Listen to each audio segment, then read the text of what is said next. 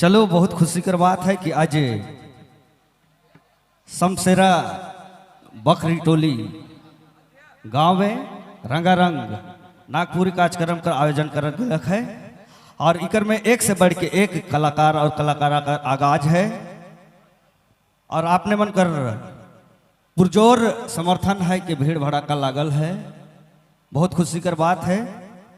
हर वर्ष की भांति इस वर्ष भी जोरदार कार्यक्रम राखल गेल है। बहुत बहुत धन्यवाद है।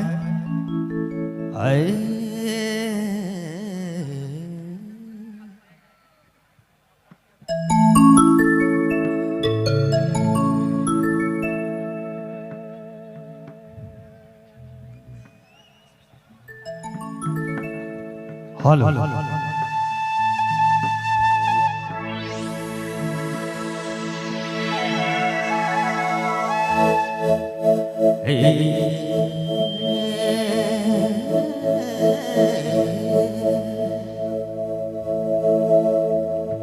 हम तो तेरे आशिक हैं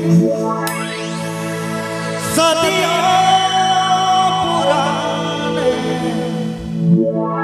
चाहे तू मान चाहे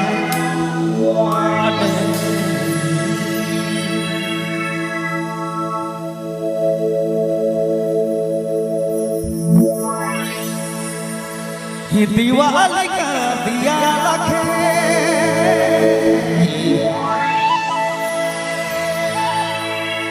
कतना चमके दिवाली का दिया रखे